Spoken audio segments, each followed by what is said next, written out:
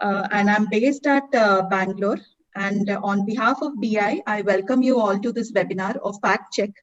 And this is the expert discussion in diabetes. And in this particular session, we will be discussing the various perceptions around the management of type 2 DM patients and the role of SGLT2 inhibitors and metformin in combination in particular. So to help us understand these concepts, we have two very eminent experts who are highly accomplished in their own respective fields. We're not able to see you, madam. You have to. Hello, sir. Your camera is off, I think, Dr. Smita. Okay, sir, I'll keep my camera off. Now it's fine. Okay, sir. Now we are able to see you. Sir, my actually network is not so good, so I have to keep my video off, sir. Okay, it's up to you. It's up to you. Yeah. In between when I don't change the slides, that time I'll keep it on, sir. Otherwise, it's the up to network. you. No problem. No problem. Okay, sir. Thank you so much. So today we have two very eminent experts, Dr. A. Srinivas Kumar, sir, who is a senior consultant cardiologist and director at the Cardiology and Clinical Research, Apollo Hospitals, Jubilee Hills, Hyderabad. I welcome you, sir. It's an absolute honor to have you here with us. And Dr. Manjunath Malige, sir. He is the senior consultant and in endocrinology, diabetes, sports diabetes, and bariatric medicine at Aster RV Hospital, Bangalore. I welcome you both, sir. It's an absolute pleasure and honor to have you here with us today. Thank you, Smita. Thank you, sir. So in this, so today's session is a little bit different from the other meetings that we usually have. So this will be an interactive session. And so we have a new format today and where our audience will be able to participate in a poll. So we basically have 4 different facts, and these facts are shown in the form of MCQ. And these 4 facts are based on different ways of practicing medicine, especially in managing type 2 DM patients. So these MCQs will be projected on the screen as 4 poll questions, and I would like to request all our participants to kindly choose whichever answer they feel is appropriate. So this way we'll be able to understand the perspective of our audience.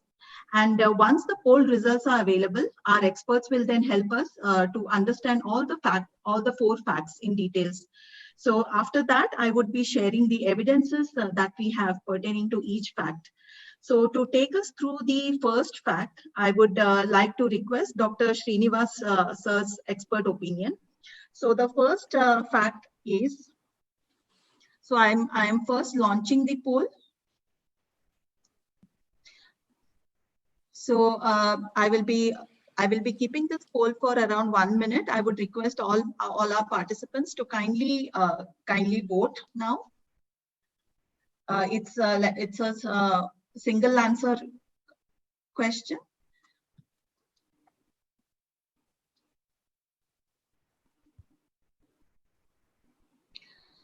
So the question basically says that when in the natural history of type 2 DM, what event is needed to mark the onset of macrovascular risk?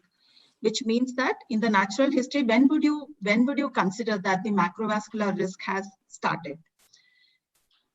So another 10 seconds.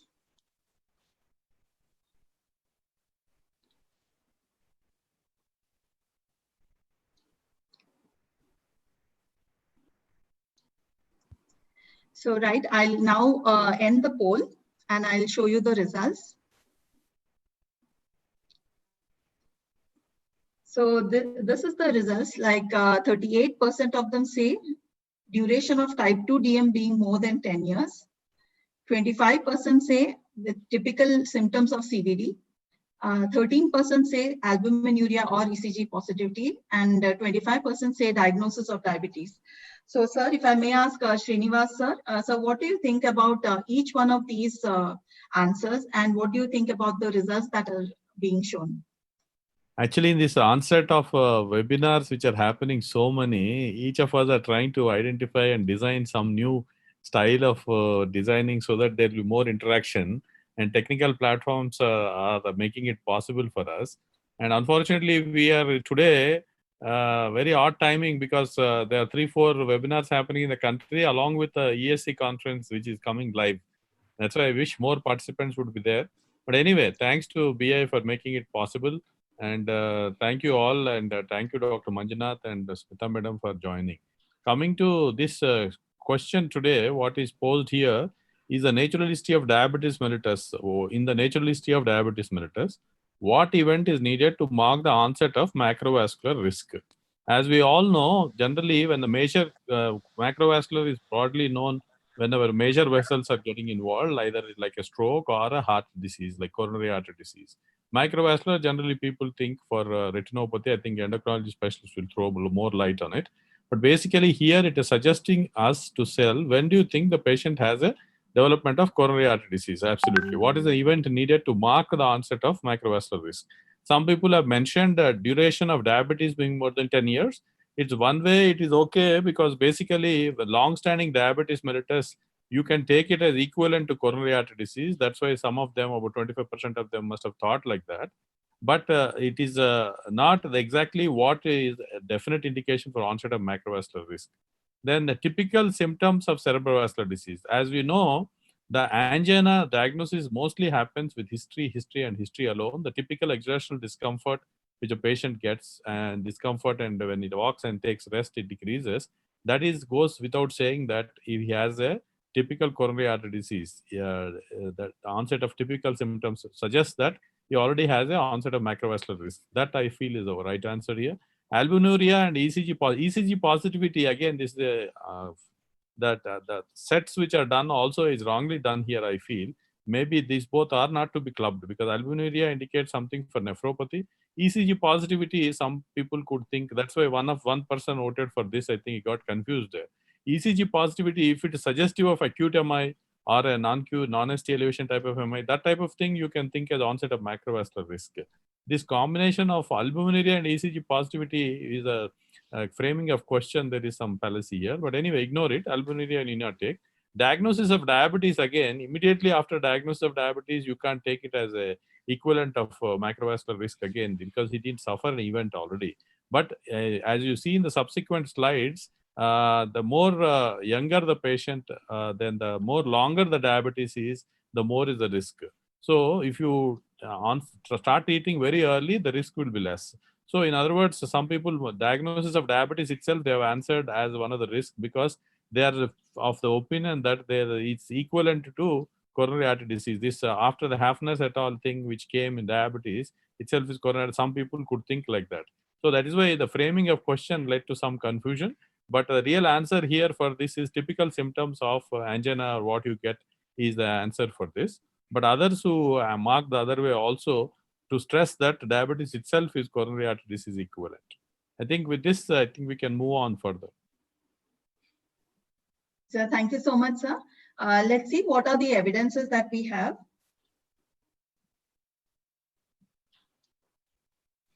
So, so when it comes to the onset of, this particular graph figure here shows that glucotoxicity, lipotoxicity, and inflammation, they are the common soil. They form the common soil. Finally, they lead to insulin resistance and endothelial dysfunction, which is why it leads to diabetes and obesity and dyslipidemia.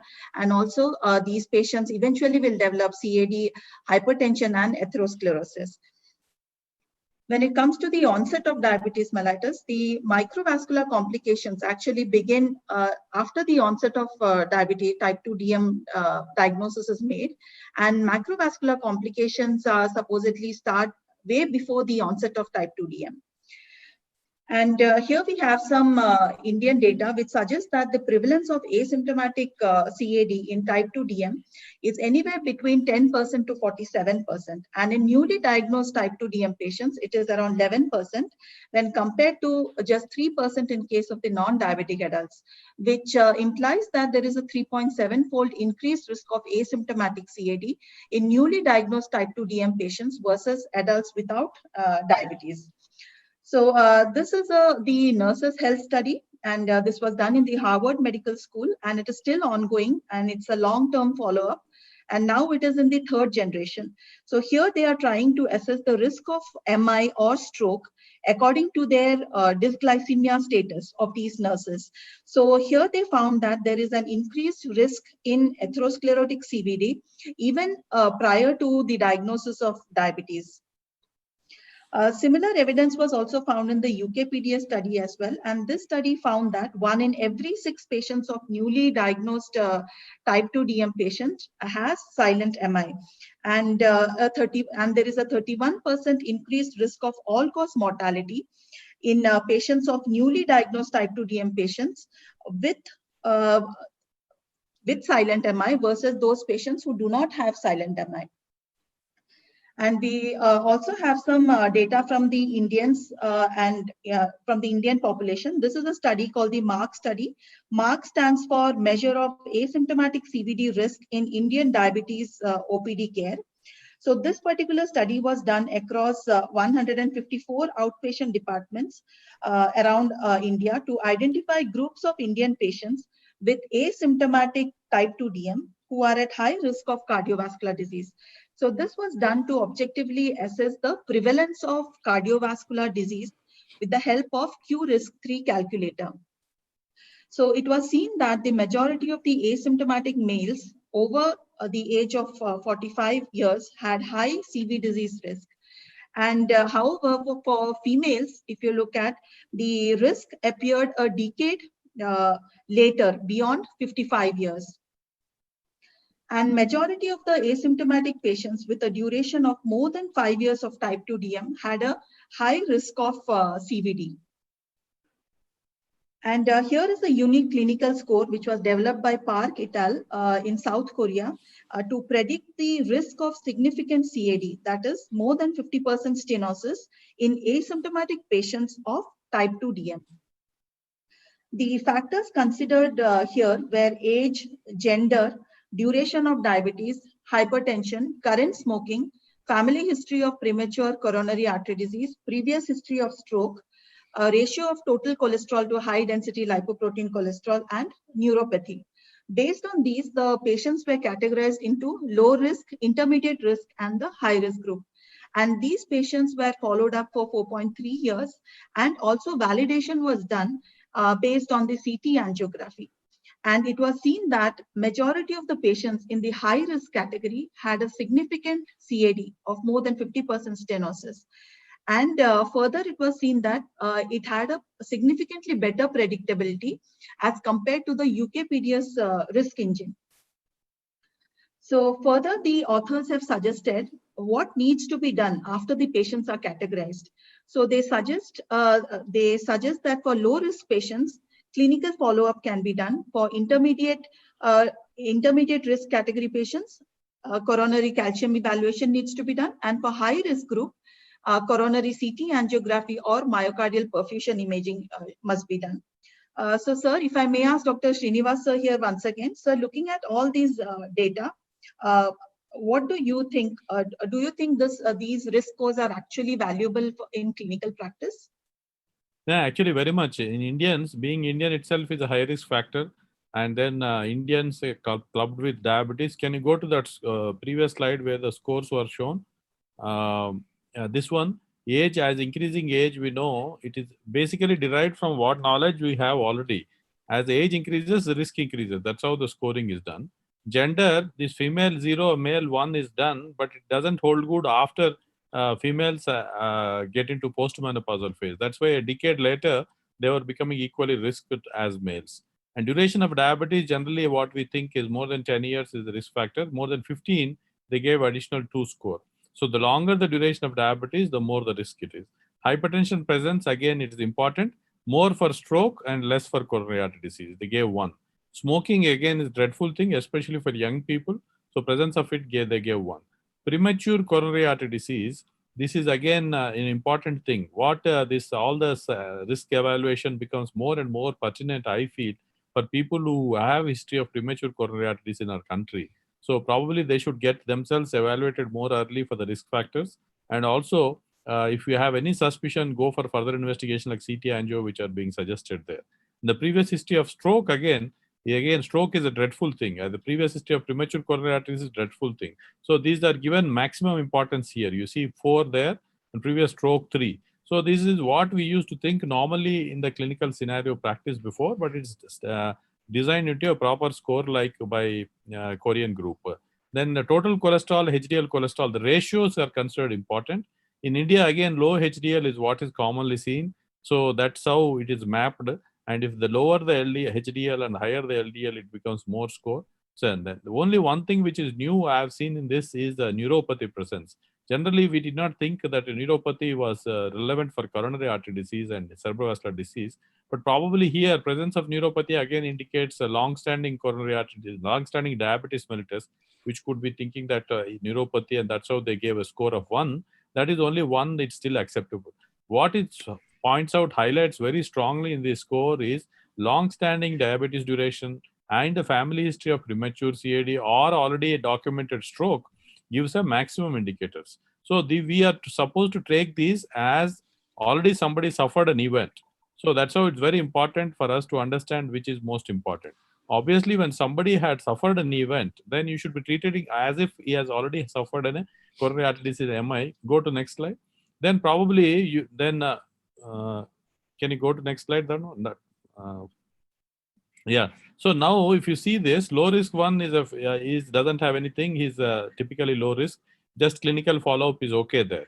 That clinical follow up with probably close follow up with assessment of symptoms and any exertional complaints which the patient is getting. Again, we need to be more careful. Anybody in the low risk could turn to intermediate or high risk in between when he develops new onset symptoms. That's why clinical follow up is important in them. At least 6 monthly follow up is okay. Intermediate risk is the patients in between falling in the in between group. This is where I think more and more role of seat. Previously, we were using treadmills more commonly here. And the treadmill, though it had its own positive advantages, availability is easy and is less expensive. But now we're becoming more and more wiser about the fallacies of assessment of patients by only treadmill. Actually, Dr. Manjunath is from UK. UK NICE actually has put it down, almost thrown into basket because treadmill has a very little utility. That's what they feel. And the CT angio is gradually becoming more and more popular in that group. But in India, we do still take help of treadmill in lot of 70% of patients, I feel, because of easy availability. So the intermediate risk group, previously the role was done by treadmill or some sort of ischemia assessment. If not by treadmill, if you have facilities, probably nuclear scanning, perfusion scanning, all that could come into role. Then now that CT scans or CT angios are becoming more freely available, and it is a assessment of coronary calcium is totally free from any injection, not contrast, nothing, just doing a CT scan. So that's why I think now people are putting more into coronary calcium evaluation. And if calcification is beyond a point of 400 Western score, then again he might be considered as high risk here. So that's where the intermediate risk group, the CT angio is gradually taking role of previous stress testing by TMT. But one thing I want to mention here very clearly is some of these patients who already suffered an event before, now they're asymptomatic, then they should not be confused. They will always become like high risk group already.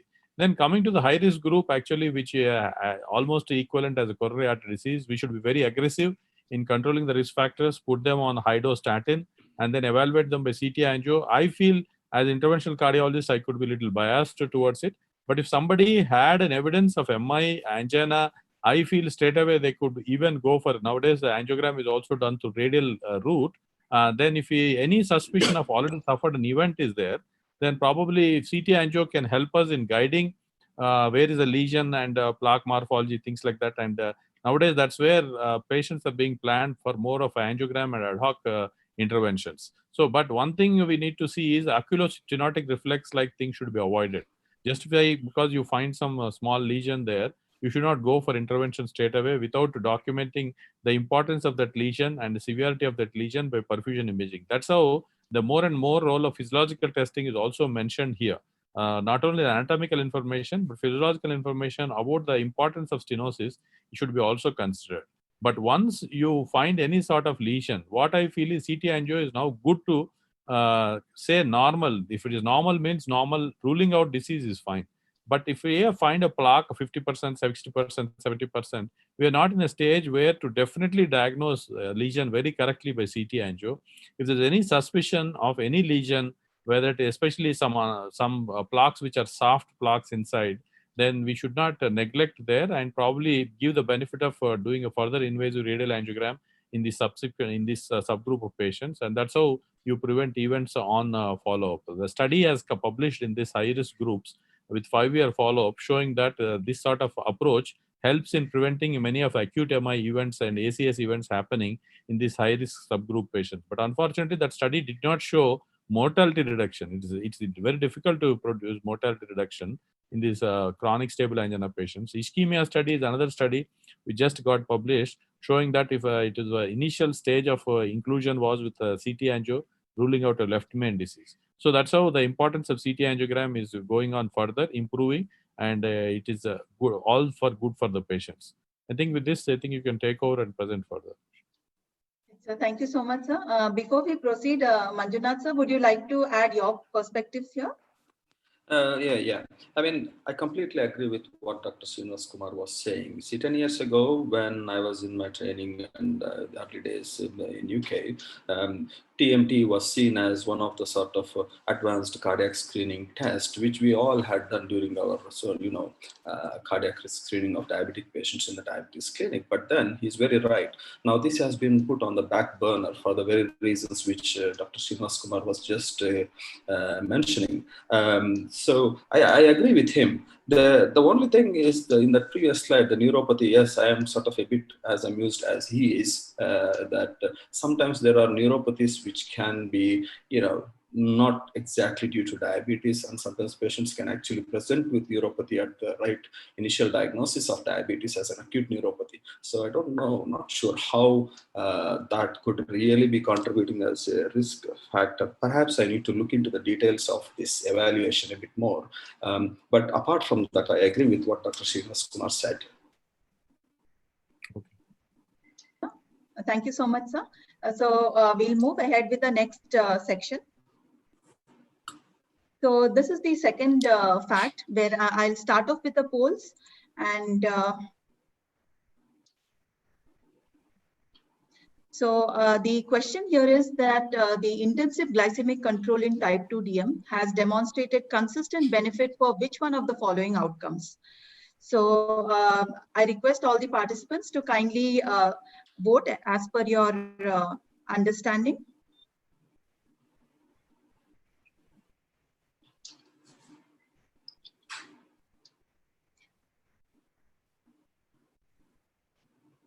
So the options are renal microvascular complication risk, coronary artery disease risk, heart failure risk, and mortality risk.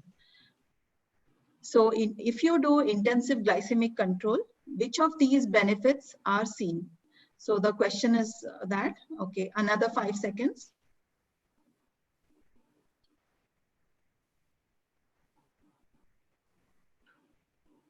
So I believe the so this is the result, and so almost 33% of them for each answer has got 33% votes. So sir, what do you so if I may ask Dr. Manjunath sir to kindly take us through this question. Yeah, thank you, Smita. So I like this question because there are quite a few things that I would like to elucidate, and also a few things that I would like to clarify for the benefit of our audience over here. Now, I should say our audience are quite sensible here. They have taken a very, very sort of sensible approach of 33% equally in all the three categories.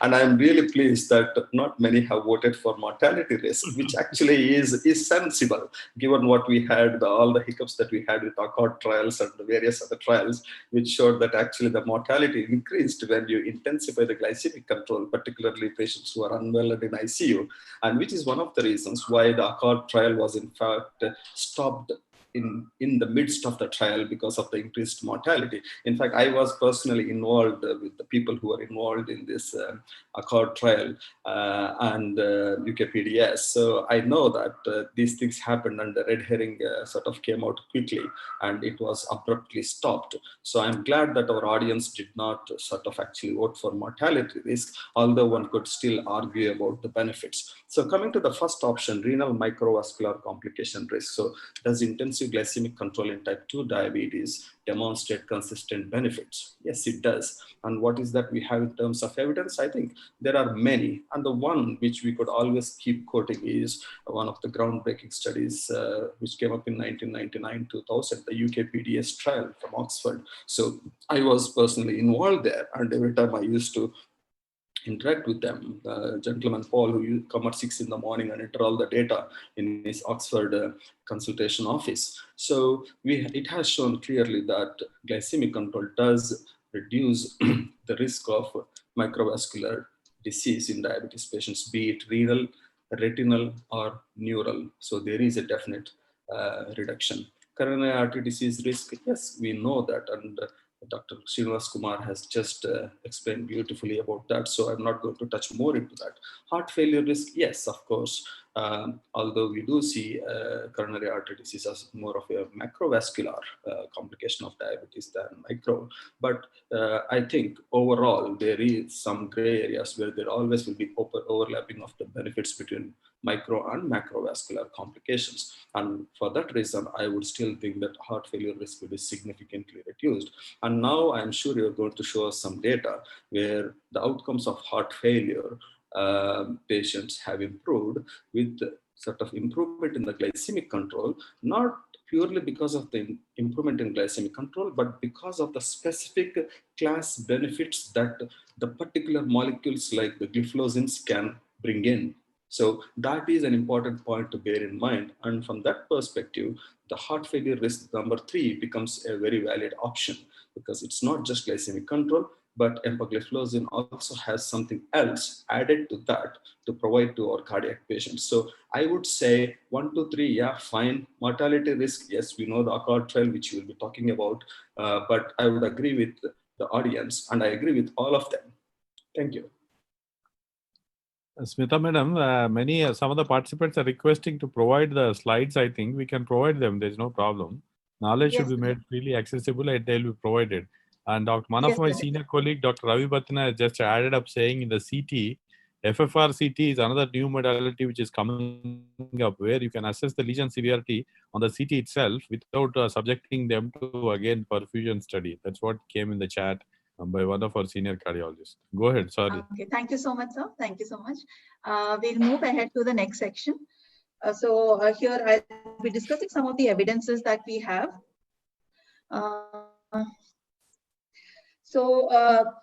This chart here shows the landmark studies which compared the intensive versus standard glycemia control in type 2 DM. And you can see here that intensive glycemic control has shown reduction in the microvascular complications, but not in the macrovascular as well as the cardiovascular mortality. So this is the blue portion suggests the long-term follow-up. So only the microvascular complications in the short term have shown reduction. And so it is also the same study also showed that it is not associated with the intensive glycemic control is not associated with any benefit in the heart failure outcomes as well. And there is no statistically significant benefit associated in all these trials, as you can see here. The guidelines also support the evidences, and now the ADA 2020 guidelines also states that if there is any patient with a high CVD risk, with established ASCVD, CKD, or heart failure, then we need to consider independently of the baseline A1C or individualized A1C target, either GLP-1RA or SGLT2 inhibitors with proven CVD benefit.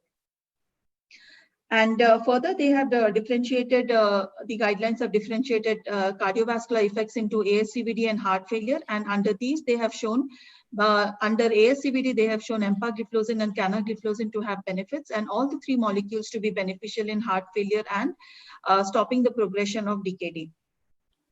The ESC/ESD guidelines of 2019 also recommend that in patients of ASCVD or high CV risk, SGLT2 inhibitors or GLP-1RA are the preferred first-line agents.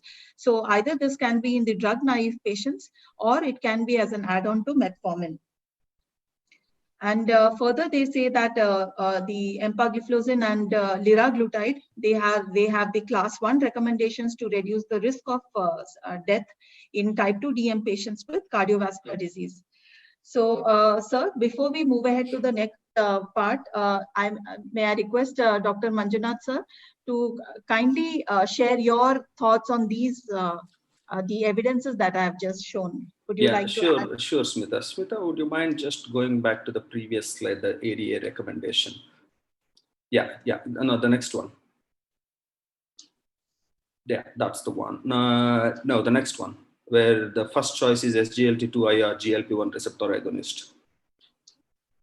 Okay. Yes, that's the one. Now, this one, sir? Yeah, that's right. Now, I would like to draw the attention of our audience to this particular slide purely because there is a significant change or shift in our thinking of our approach to patients with type 2 diabetes, which was not prevalent a few years ago. And that is very apparent in this little box here. If you see here, now, if someone who has atherosclerotic cardiovascular risk, then we are not talking about metformin here. That used to be the case up until now. But now we are not talking about metformin. We are talking about either a SGLT2I or a GLP-1RA. So that is a significant shift. I would like to highlight this because this was not the thinking before. And in fact, this is something that has to be banked repeatedly, because of the very reason I just shared a few minutes ago, that SGLT2Is, GLP-1s have extra glycemic benefits, particularly cardiac benefits for our patients. And now we are in an era where a diabetologist or an endocrinologist need to approach his diabetes patient not purely for the sake of improving glycemic control, but also to provide extra glycemic benefits for the patient. And that is where this particular box fits in appropriately.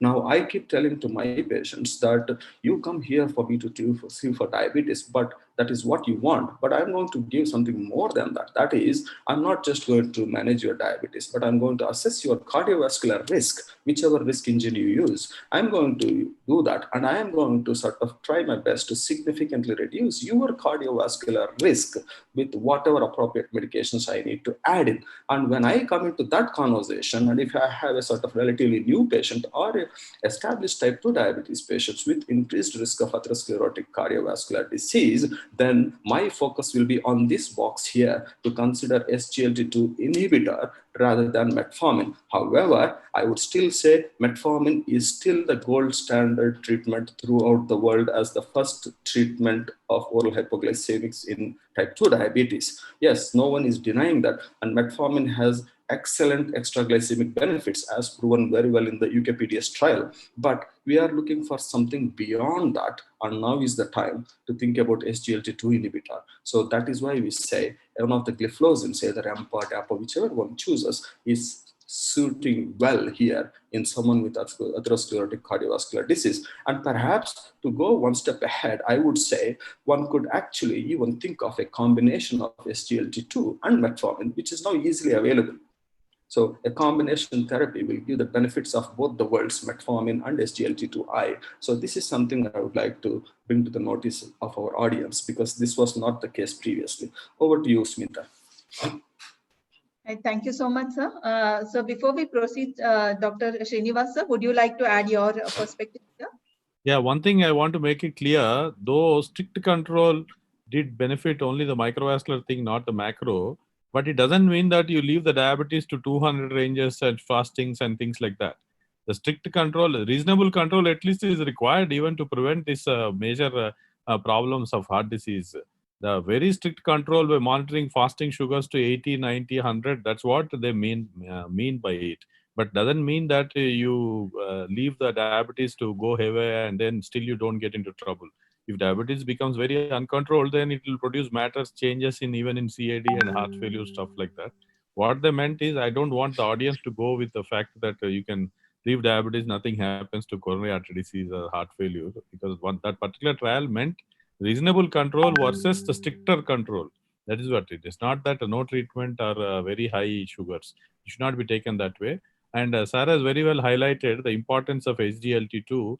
Now, I think you are coming up with the next subsequent, that combination of metformin and SGLT2 is also coming up in a big way to prevent. And then any patient who does not have evidence of disease already, then only metformin will be okay, as shown here in this cartoon.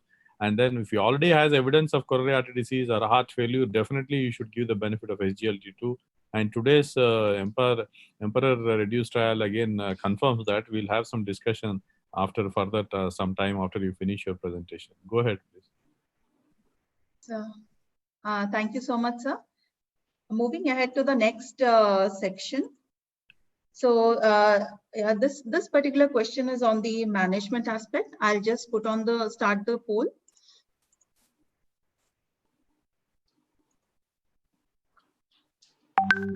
So this question says, for the first line use of SGLT2 inhibitors and metformin combination in new onset type 2 DM patients, which of the following metabolic benefits are possible?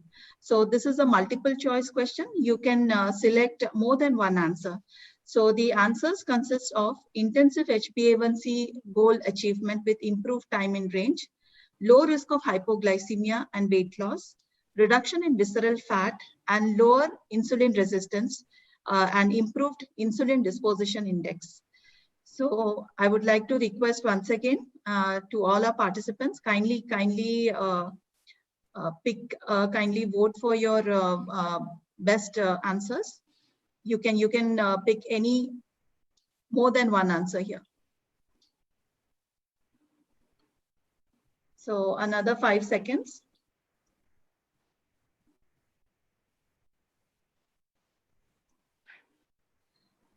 Right. So I think the majority of them have voted the first choice, followed by 50% who have voted for low risk of hypoglycemia, and 25% reduction in visceral fat, and again 50% in lower insulin resistance. So sir, if I may ask Manjunath sir, could you please take us through this discussion and these points? Yeah, sure, Dr. Smita. So I'm still sort of a bit struggling to understand why our audience do not like the number 4. There's no 4 depicted at all. Anyway, I would like to sort of take it sort of in a perspective where I could explain actually a bit in depth what actually these options mean. Now, the first option is intensive HbA1c goal achievement with improved time in range. So what is this improved time in range? This actually means that we are talking about the time the patient spends within the therapeutic target glycemic range. So say whatever your fasting and PP results are, maybe you are aiming for a fasting of about 90 to 125 and a PP of 140 to 170, 180. So the time that the patient spent in this sort of blood sugar readings is the improved time in range from the baseline.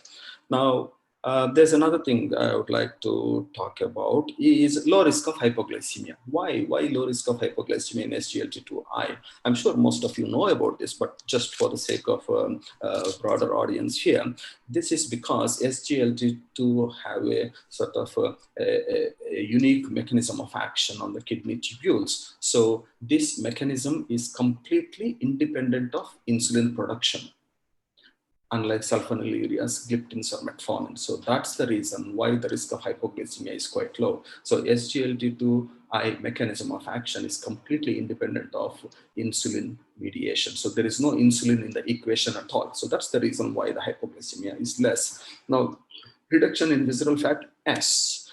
Lower insulin resistance, yes. I mean, if you look at just 3 and 4, they are closely related. Yeah, if you look at it without going much into the depth of it, visceral fat, brown and white fat, we know which is good, which is bad. The brown one is good. So the visceral fat, when there is a reduction in the mass of the visceral fat, there is also a reduction in the insulin resistance. We know that. In fact, we have done trials in Entry University Hospital, Liverpool, me and John Wilding and Dan Cuthbertson, which is available, I think, online, where we were actually screening our type 2 overweight obese patients with sort of a a pre-treatment MRI scan for body fat assessment. And obviously, we didn't do it with SGLT2s, but we did it with GLP-1 receptor agonists. That time it was liraglutide and then dulaglutide. So we used to have the MRI body scan for assessment of the body fat content, not composition, through MRI scan. And then 6 months and 1 year down the line, we used to repeat the MRI scan, which did show reasonably good results, that there was significant reduction in the visceral fat.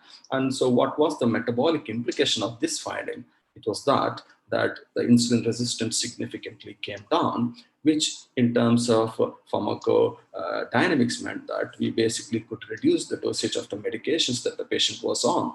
So 3 and 4 are closely related: reduce the visceral fat, reduce insulin resistance, although skeletal muscle does have an important role to play because of the presence of insulin receptors, but fat also has a very important role to play. So I would say we have all these benefits with SGLT2 and metformin combination. There's no doubt about it. 1 and 2 are pretty clear. 3 and 4 are also yes. So over to you, Dr. Smita.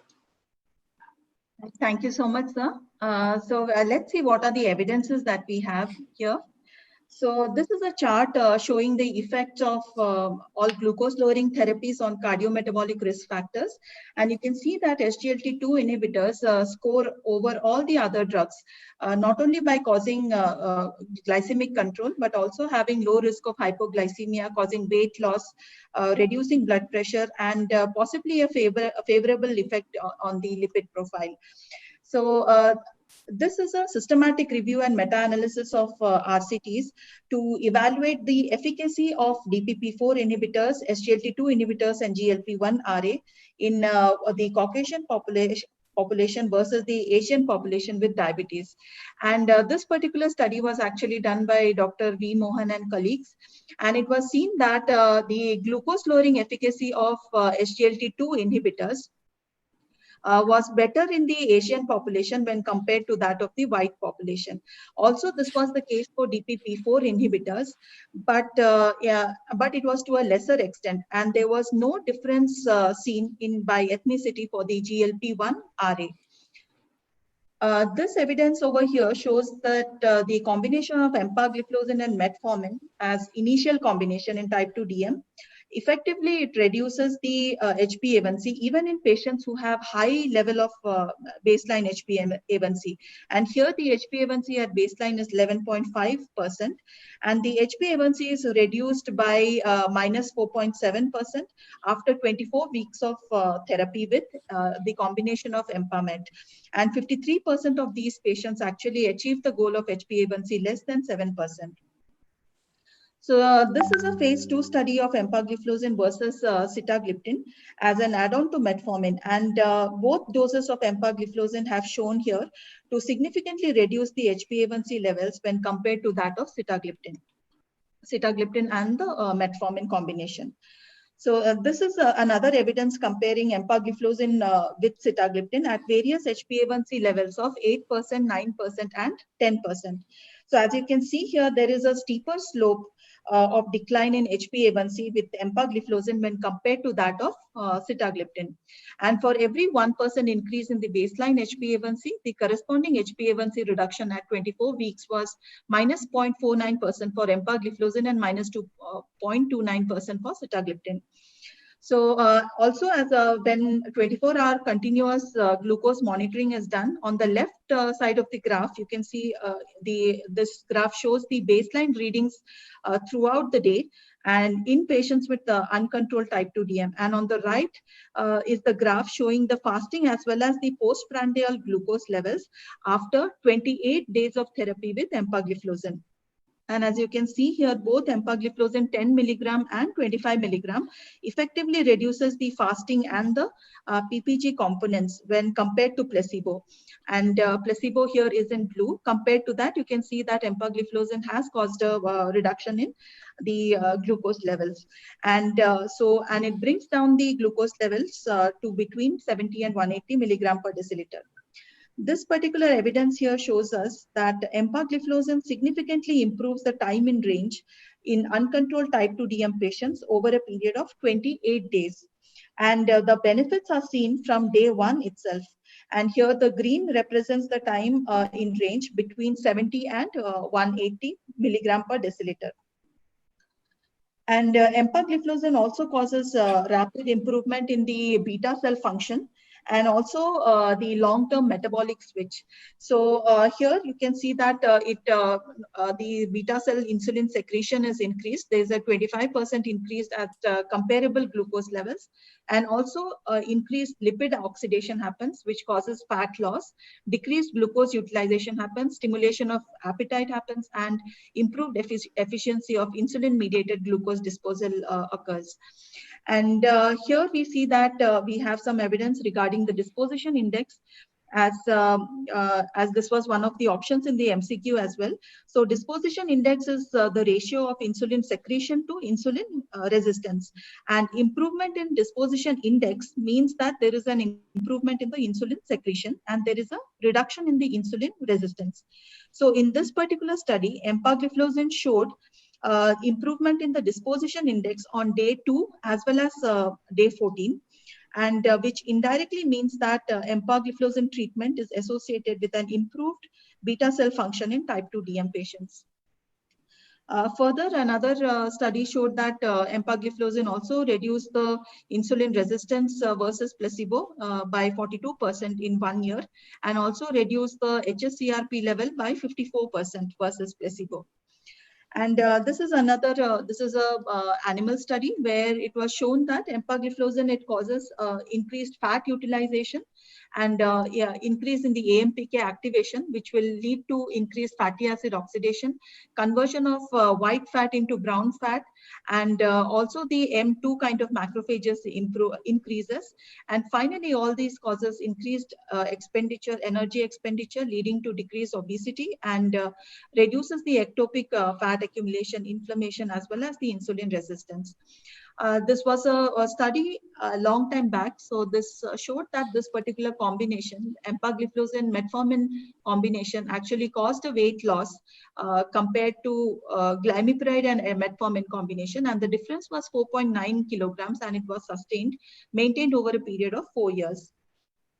This is another study which was this is for the E-LIFT study, which showed that empagliflozin significantly improved the hepatic fat content from baseline in patients of type 2 DM with NAFLD, and the difference in change in hepatic fat was minus 4%. And this was a recently presented poster presentation in the ADA conference. So here they showed this was a post hoc analysis from the EMPA-REG outcome trial, which showed that the new onset OSA in patients who did not have OSA in the beginning of the study, that new onset was reduced by empagliflozin by 52% when compared to that of placebo. So, sir, looking at this particular, all these evidences that I have discussed, Manjunath, sir, would you like to share your views on them? Yeah, I think we basically have sort of elaborated the evidence that we have to substantiate all the 4 points that we had in the question poll. So you have done it very nicely. And as I said, fat deposition or reduction in the fat content leads to reduced insulin resistance. Now again, that also will explain why there is a reduced incidence of obstructive sleep apnea, basically because of the reduction in the fat deposition in the neck. So this is something that I have seen myself in my clinical day-to-day practice. So anyone who is sort of familiar in using any of the gliflozins, SGLT2Is, I'm sure would have seen this in their clinical practice. Weight loss comes as a welcome sort of response apart from improved glycemic control. Now, in one of the slides that I just noticed that there was pioglitazone there. And in the blood pressure section, it was mentioned as pioglitazone reduces blood pressure. That is a bit something new to me. I don't know what Dr. Srinivas Kumar thinks, but I have not sort of particularly come across this finding in the past. I would have thought that pioglitazone or any glitazone for that matter has a propensity to cause fluid retention, if anything, and that in turn can actually increase the intravascular volume, which can possibly maybe contribute to blood pressure, but not reduction in blood pressure. So that came as a bit of a sort of confusing thing for me. What do you think, Dr. Srinivas Kumar? Yes, agreed. Basically, they have highlighted the fact to show some of the blood pressure reduction advantages of EMPA. In that, I think one of the comparison things they mentioned like that. But pioglitazone, as you said, it causes fluid retention. In the same chart, weight is increased. They've mentioned in the same slide. And one other interesting fact of this EMPA is coming to be like it may work like an anti-obesity drug too. It looks when many of the patients who are put on this molecule, they are telling happily to me that they have lost weight, but it looks like it is a significant advantage. None of the anti-obesity drugs which we had, though they had a lot of side effects, complications like retroperitoneal fibrosis and other things, so much of weight loss was not seen. Now, even a few of my patients who are just put on this molecule from 3 to 6 months, they say that they have lost 6 kg weight. I was also a little surprised, and they were also very happy. So this is again proven in many of the studies that there is some weight loss also, and that's how I think decrease fat and increase insulin sensitivity. And other important thing which is shown in the previous slide is about anti-inflammatory effects, HSCRP reduction. Can you go to that previous slide? HSCRP reduction and anti-inflammatory benefits. These are the benefits which go a long way in preventing the occurrence of, this is again a new mechanism which is proposed for EMPA, which is not just SGLT2, just increasing the sugar excretion in urine, but it has a lot of other advantages as shown in the animal in the subsequent slide. This was a thing which I was mentioning, HSCRP reduction and anti-inflammatory benefits. These are again, whenever they come into play, they go a long way in prevention of heart failure and improving the outcomes. That's how I think basically disease modification effect is happening with this molecule, apart from just glucose excretion which helps in diabetes. That's how it is helping even in non-diabetic heart failures. This is an important data for us to look into. Decreased reduction of CRP and probably anti-inflammatory benefits go a long way. Next slide. And the next slide, that cartoon showed the advantages, how these molecules are working. This EMPA, that's the beauty of research and things like that. Both pharma and doctors all together, we can come out with some new interesting things. A lot of learnings happen when some new molecules are being launched. Now that EMPA is making in the news, a lot of new things are also brought to our notice. And this sort of fat conversion and why it's becoming down and increase energy expenditure, they decrease obesity and decrease the inflammation and insulin resistance. I think all these go a long way in controlling this and patients losing weight and then improving their insulin sensitivity and controlling sugar level too. That is why it is also seen that these molecules, when given in non-diabetic patients, they don't cause hypoglycemia. Unlike patients in which you have diabetes, the glucose excretion happens. For patients who are not having diabetes, this doesn't work. The other mechanisms act. That's how in the EMPA, today's trial which is presented, even though the 49% of population was non-diabetic, still it produced benefit. And this is the mechanism, I think, which is helping patients of heart failure with empagliflozin. I think we'll go on next. Nice, sir. Thank you so much, sir. We'll move ahead to the last section. So this is the last poll question.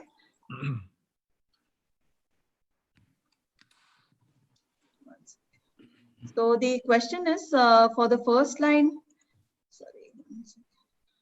You were able to see it? Yes, sir. So are you able to see the slides, sir? Yeah. Okay, so the question is for the first line use of SGLT2 inhibitors and metformin combination in new onset type 2 DM, which of the following cardiorenal benefits are possible? So this is again multiple choice.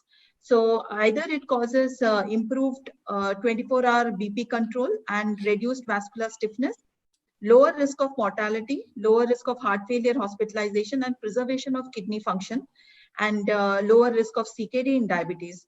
So I would like to request all our participants to kindly, this is the last question, so I would like to request you all to please participate in this. So we have another 10 seconds probably.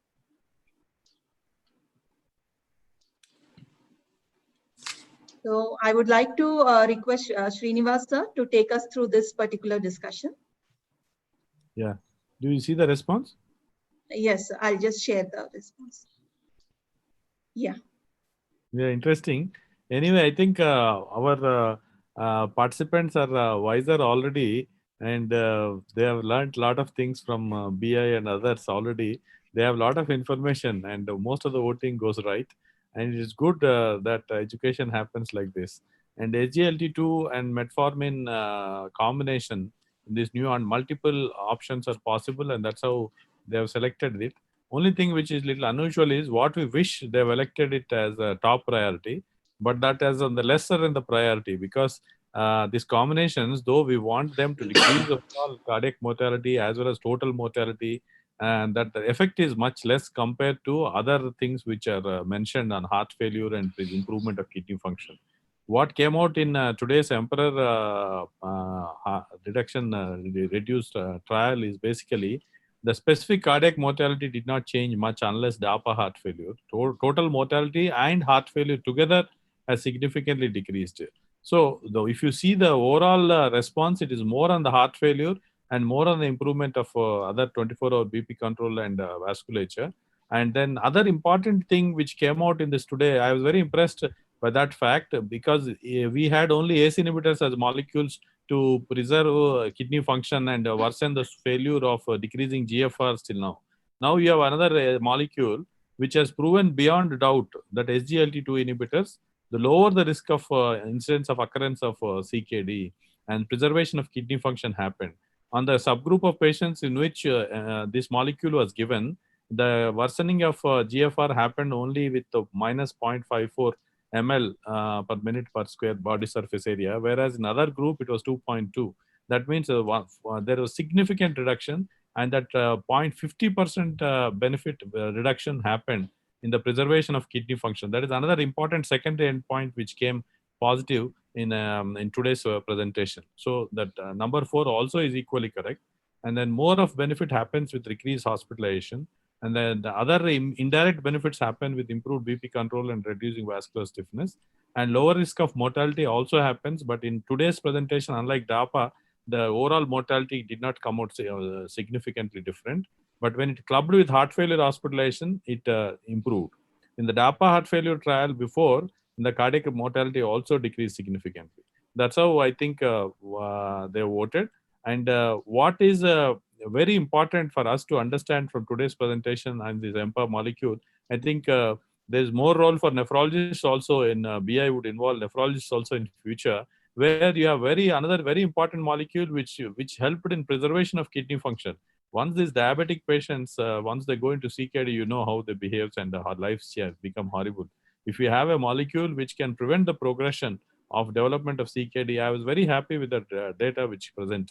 Now, Dr. Smitha and I think other in BI, and this is out of emotional thing I'm telling you, we always want good thing to patients to happen, and it should happen at a lesser price to patients. What we feel is now all these days I was not, so Dr. Manjunath sir, actually being a cardiologist, I was thinking, okay, that is okay, it will have a good molecule, but now I want this molecule to be available at a cheaper price to my patients, because it decreases heart failure, it decreases the kidney function worsening. So many advantages it has. We wish more of the patients can get this molecule benefit once the cost comes down a little. This is the only problem which is now preventing us to prescribe this molecule to everybody is this higher cost. But the advantages, if you see, they're so great. And now we will share about that data also, compared to all the 4 molecules or 2 molecules, how much difference it made. And it is important molecule now, value addition, not only endocrinologist, as Dr. Manjunath mentioned, even the cardiologist and everybody, nephrologist, everybody should become comfortable with the usage of these molecules now. And such programs go a long way. I think with this, I'll hand over to you, Smitha, and you can continue to show the data, and then we can have some discussion. I want to highlight that aspect of usage of 4 molecules versus 2 molecules in heart failure patients. Go ahead. Thank you so much, sir. Let's look at some of the evidences that we have. So here the empagliflozin here, the combination with metformin was studied, was seen to reduce the systolic blood pressure, which was maintained over 4 years. And this was versus the glimepiride and metformin combination. So here you can see the 6.2 millimeter of mercury change in the difference in the systolic blood pressure. This is another study, a Japanese study called the SACRA study, where empagliflozin was shown to reduce the 24-hour blood pressure in type 2 DM patients who had nocturnal uncontrolled hypertension. So not only the nighttime blood pressure reduced, daytime blood pressure and the 24-hour blood pressure actually reduced. And also the morning home blood pressure reduced in these patients. And when this combination was studied against glimepiride and metformin combination, it was seen that the renal function, the EGFR, was preserved over a period of 4 years.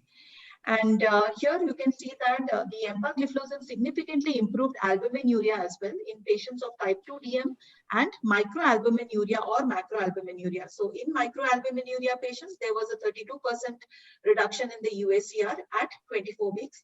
And for macroalbuminuria, there was a 41% reduction in the risk. And this is another study, the Scandinavian real world evidence. So this is from the Scandinavian countries, the data, pooled data from there. So it showed that SGLT2 inhibitors, when it's compared to DPP4 inhibitors, it causes 58% lower risk of serious renal events. And this is a recent poster presentation from the ADA 2020 conference. So this is from the EMPRISE study. EMPRISE study is the real world study, which is already ongoing. And this is the interim results that they had presented, where the effectiveness and safety of empagliflozin in routine care patients was presented. So in these patients, these are the baseline characteristics. So I'll quickly go through these. So the only important point to note over here is that 28% of the patients actually had a history of cardiovascular disease, which means that the rest of the 72% of these patients did not have cardiovascular disease. In spite of that fact, if you look at the effectiveness outcomes, it was seen that there was a 41% reduced risk in the heart failure hospitalization fraud, and also the all-cause mortality, there was a 48% reduced risk. And looking at these guidelines, also the ACE guidelines, these have also suggested the ACE algorithm 2020 suggests that independent of glycemic control, again, if established or high ASCVD risk or CKD is present, then SGLT2 inhibitor or GLP-1RA with proven CVD benefit needs to be given. And the hierarchy, if you see, the SGLT2 inhibitors are placed above DPP4 inhibitors, and also the strength of recommendation is stronger, as highlighted with by this green line. So till now we have discussed where all we can use SGLT2 inhibitors, but we also need to remember that there are some places where we should not use them. So these are cases where there are moderate to severe CKD patients, pregnant and breastfeeding women, acute stressful conditions, insulinopenic conditions, and we always need to observe caution in patients who have a risk of volume depletion and complicated UTI patients, history of recurrent UTIs, improper genital hygiene patients, and conditions of fasting, and also those patients who have concomitant use of insulin or secretagogues. So, sir, before we summarize this today's presentation, sir, would you like to say anything about the evidences that I have just shown you, Dr. Srinivas, sir? Yeah, what I wanted to share before we close is today's Emperor Reduce trial, which was presented in ESC. It showed some interesting facts, which I think, as already circulated, it is published in NEJM. Also, I request all the panelists, all the participants to go through it. It's another important landmark article which was proven beyond doubt that SGLT2 inhibitors, be there the presence of diabetes or no diabetes, whenever these people, patients with heart failure of ejection fraction of less than 30%, then they didn't bother about checking up BNPs. When in between 30 to 35 and 35 to 40, they took some parameters and additional evidence of heart failure by increased BNP parameters were taken. And this is again 3,730 patients were randomized to two groups, one into EMPA other to placebo. And one additional fact, what they wanted to study was previous DAPA, they were not able to study too many patients on ARNI because a lot of times questions happen and even the discussions happen with when patient is on ARNI, you would like to do SGLT2 inhibitor usage and things like that. So now they wanted to throw some light on that also, and they wanted to include as many patients on ARNI also as possible. But previously it was only 10%. Now in this about 18 to 20% patients were on ARNI, and the separate analysis was done on that also. I will come to it. Then in this, what they presented was the primary outcome. What we wanted to see is all-cause mortality and heart failure hospitalization. And the secondary independent endpoints, what they specifically again studied, which I was very much happy, is about GFR and worsening of kidney function. So what came out, as already told, is the decrease in mortality, all-cause mortality, decreased heart failure hospitalizations. Both immediate hospitalization and recurrent hospitalizations were significantly decreased. And the worsening of renal function is improved by 50% in these patients in which empagliflozin was used. That is another very important message we should take apart from heart failure hospitalizations being less and mortality reduction. Kidney function worsening is also improved significantly. That's what is presented today. And the other thing, they specifically analyzed on ARNI versus no ARNI subgroups. 80% of them were not on ARNI, 20% of them were ARNI. So out of this, beta blocker usage was 97%. Other molecules were used fully. And even in the subgroup of patients in which ARNI was used, it produced additional benefits in the usage of EMPA molecule. So now I think we are all became more wiser that in spite of using ARNI also, you need to use this molecule SGLT2. Then in one of the discussions, it's also shown that the analysis which got published in Lancet again, some of these two go very hand in hand, I think. One of the important article got published in AJM, same time analysis is published in Lancet.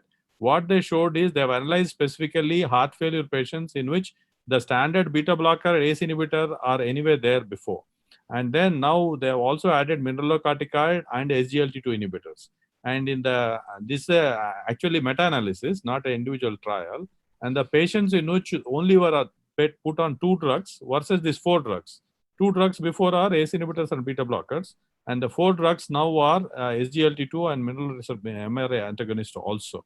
So compared to this, the heart failure patients were put on 4 drugs, 50% improvement was there again compared to those in which were put on only 2 drugs. It's very important for us to understand that it's important for us to give all the 4 molecules to the heart failure patients. This is irrespective of presence or absence of diabetes.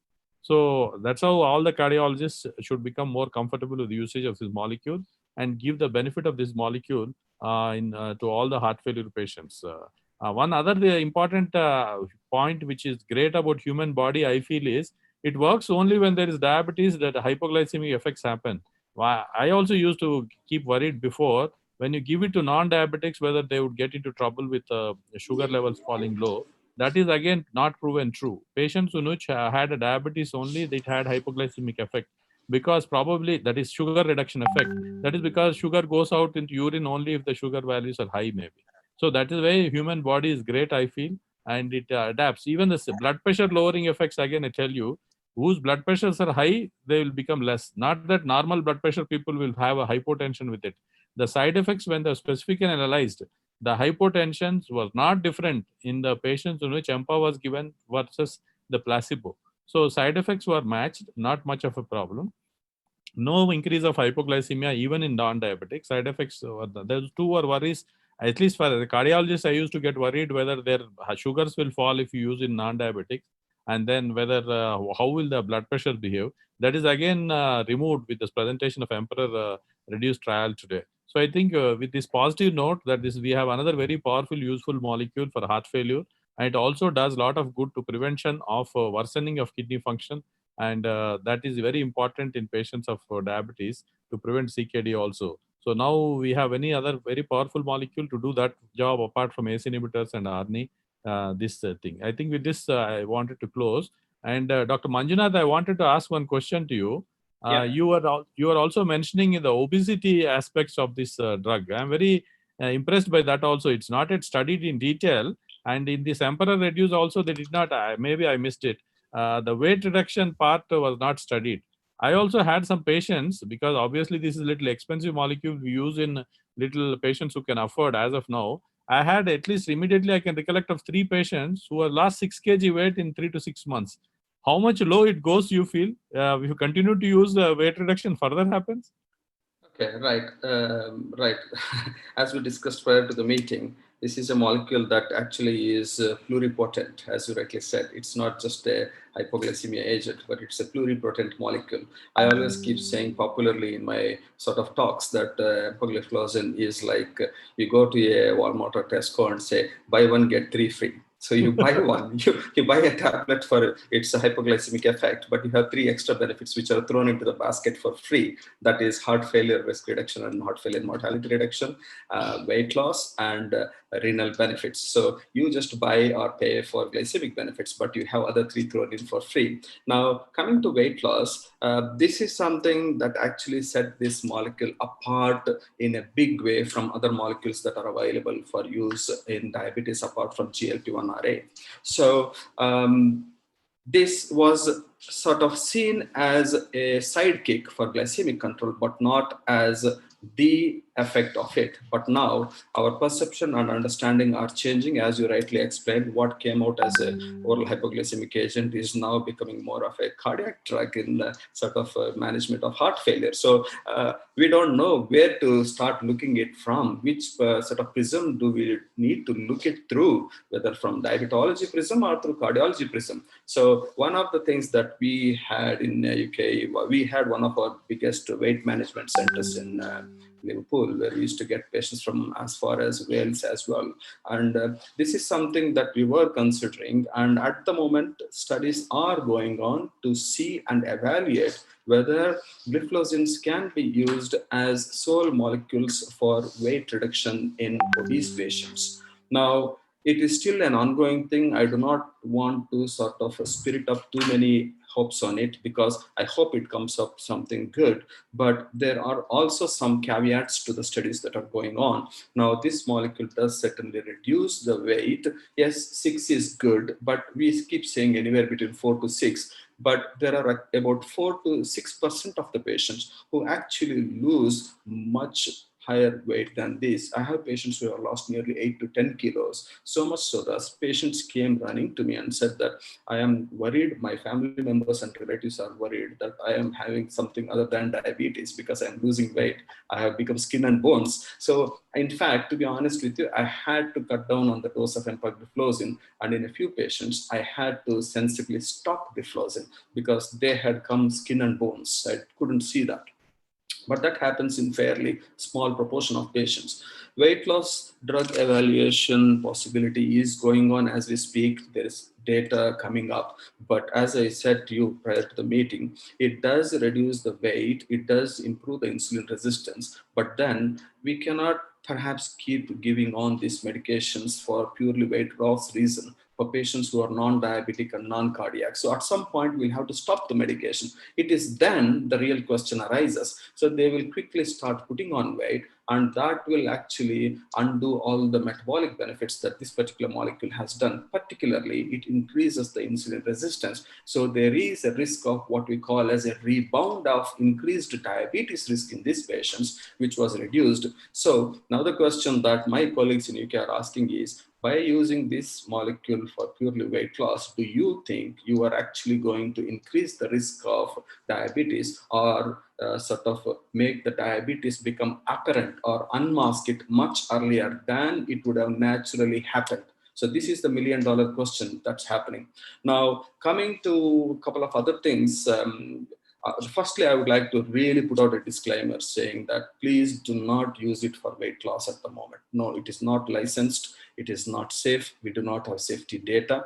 And if it goes the wrong way, we are liable for medical legal litigation at the moment. There's no data at all. So please don't use it. Number one, it is not the purpose at the moment. But it is being evaluated, but we'll have to wait for maybe a few months or maybe a couple of years or so to get some solid data before we could say we could use it. And I would be the first person to be happy because I run a weight management clinic, and I would be the first person who would be happy if I could do that. But I am happy now that this is happening in diabetes patients, as Dr. Srinivas Kumar said, and more people are happy, and especially those people who have lost faith in whatever they could do for weight loss are actually walking into the clinic with a happy face because they're losing weight. So that's a good thing that has happened. I think bottom line is we have to wait for more data to come out. Studies are ongoing. I wouldn't prescribe it for weight loss to anyone at the moment. I would wait for solid data to come out. But remember, the one thing that I want to highlight is this last slide, because I know there is a lot of enthusiasm to prescribe gliflozins, but please bear in mind EGFR 45, the magical number. Pregnancy, breastfeeding. I had patients who have been on this, who have conceived, who come to me for gestational diabetes or diabetes pregnancy management 3 months, 6 months down the line on SGLT2I. Now you know how litigative the society in India is, and you know everyone has access to internet. They would Google and they would know it's contraindicated. Okay, so please do not use in pregnancy breastfeeding. Acute severe stressful condition. Yes, this is very true, and I myself have submitted quite a bit of data about euglycemic diabetic ketoacidosis, hospitalization, severe illness, surgery. Please do not use. And if they are on it, it would still be sensible to withhold the molecule until the acute event has passed. Insulopenic conditions, if you're not sure what you are dealing with, type 1, type 2, LADA, type 3 secondary diabetes, then do not initiate it SGLT2I, because if they are insulinopenic, you are going to get them more dehydrated and they will end up with the euglycemic DKA. Now, volume depletion is real and does happen. In fact, I am quite careful in starting this patient in cardiac patients who are on a significant dose of furosemide, toracimide, or whatever diuretics they are on, because of the increased risk of hypotension and hypovolemia and consequent acute on chronic or acute kidney disease. Very important. UTIs, just one important thing to mention. It is important. Please mention to your patients and document in your clinic notes as a disclaimer, because there are 2 patients who have seen where people had started this on, came in with recurrent UTIs, started on something, whatever the general practitioner start. Unfortunately, patient went on to develop bilateral pyelonephritis, sepsis, multi-organ dysfunction, ICU, and the rest of the story we all know. So please be careful. UTIs, be careful, warn the patient and ask them to report immediately. And if it is a second episode, stop SGLT2I. No questions asked, number 1.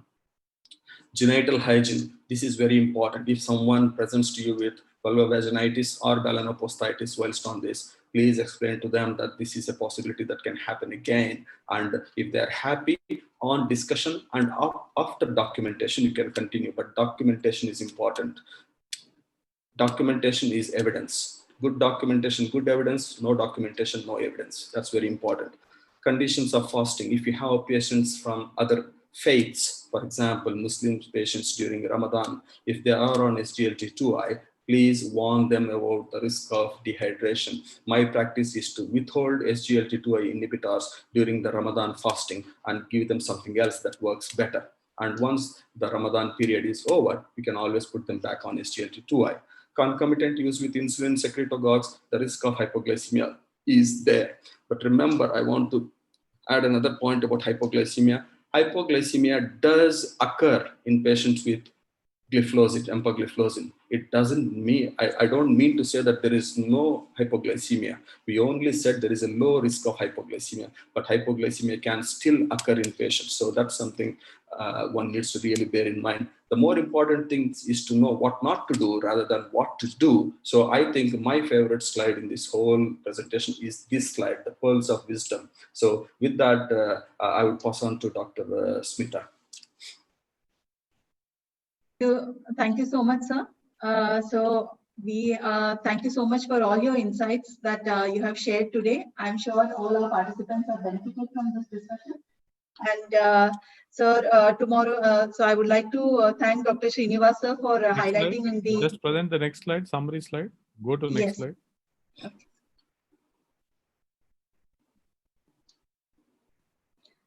Yes, sir. Would you like to, shall I go through it fast, sir? Yeah, just it has covered everything. Okay, sir. So this is the to summarize today's talk. So in the new onset type 2 DM patient, the combination drug not only causes powerful glycemia control when HbA1c is more than or equal to 1% to 1.5% above goal, and also it has low risk of hypoglycemia, and it has multiple metabolic benefits on insulin resistance and beta cell functioning. It causes weight loss, including visceral and hepatic fat reduction. It reduces blood pressure, and it also reduces the cardiovascular outcomes as well as mortality outcomes in CVD patients, and reduced risk of heart failure and improved renal outcomes.